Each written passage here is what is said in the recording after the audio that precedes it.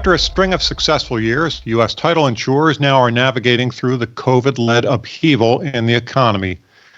In the second of two parts, looking at the U.S. title insurance industry, focusing on how the insurers are performing, here to discuss the segment is Fred Eslami, Associate Director, and David Blades, Associate Director, Industry Research and Analytics. And David, we are going to start with you.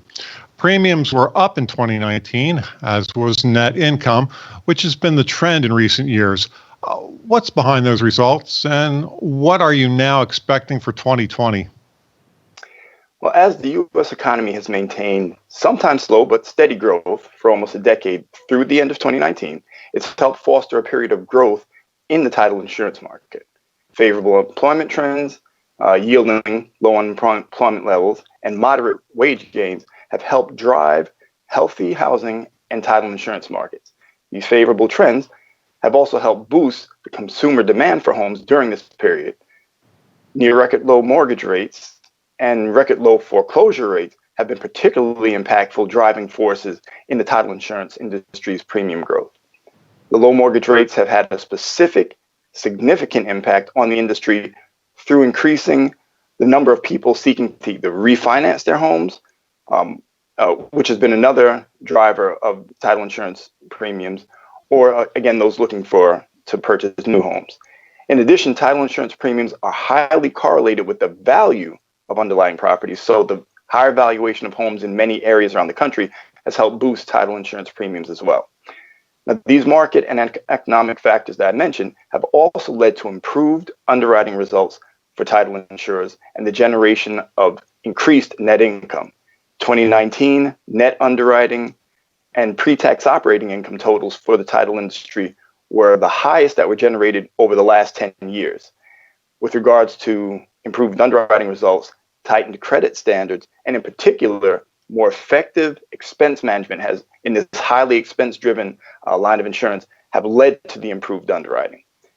Through the first half of 2020, what we've seen is that direct premiums written are up by almost 17% year over year, or actually a little bit over 17% year over year. And both net underwriting income and net operating income in the first half have experienced double-digit percentage growth compared to the first half of 2019. AM Best anticipates lower mortgage rates will continue to foster refinancing and home purchase activity during the second half of the year, resulting in a full year of what should be very solid results for the title insurance industry. The report notes the top-heavy nature of the segment. Are there barriers to entry for potential new players? Title searches require the examination of a vast number of legal documents that trace the title of the property in question through all previous owners. Some states have central offices that accumulate the relevant information on real estate transactions, while other states require that each title insurer have its own real estate database. These databases are known as title plants, and they're the primary source of data for title searches. Title insurance companies maintain these plants, and in states where title plants are required by statute, they can represent a significant barrier to entry. Potential entrants into a state where a title plant is required need to gain access to an existing plant, either from an incumbent title insurer, requiring that they either purchase or lease that title plant, or construct one from scratch. That option would be not only laborious, but would also be costly from an expense standpoint. Secondly, controlled business arrangements in the real estate and title industry between, let's say, for example, title insurance companies, mortgage brokers, and home inspection companies present another potential barrier for new market entrants to navigate in order to establish a market presence. Such arrangements are allowed under the Real Estate Settlement and Procedures Act as long as the consumer is informed of the relationship among these service providers and no rebates or kickbacks are exchanged among the service providers. These business arrangements can be beneficial to customers by basically facilitating sort of one-stop shopping possibilities for them. However, for new market entrants, these controlled arrangements can present a hurdle of sorts by almost requiring them to have partnerships with established participants involved in the real estate transaction. A considerable number of title insurance agents write business for only one or two different title insurers, so those relationships are extremely important. And without them, it can be tough for a new title insurer to gain traction in the marketplace.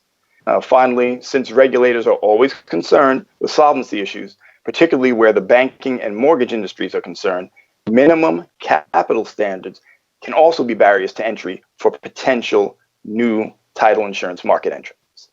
Fred, with title insurance being so capital intensive on the expense side, how are insurers harnessing technology and innovation to streamline operations, and what new risks does that expose them to? First off, innovation covers a wide range of efforts for insurance companies. First being upgrading and digitizing legacy operations. Second, improving the experience of policyholder, distributors, and employees. And finally, creating product, platform, and service efficiency.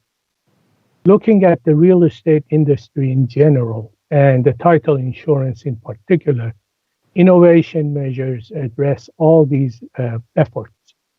But remember that technology and innovation itself is a capital-intensive undertaking, the fruit and benefits of which cannot be seen for many years. So initially, we expect these companies' expenses to increase because of the investment in the technology and innovation, and the time that it takes to actually for those measures to come into fruition, and that unless they companies want to invest into new insurtech innovation startups that have been popping up recently. For startup companies entering the market, the challenge is integrating their product into the industry, which is a challenge.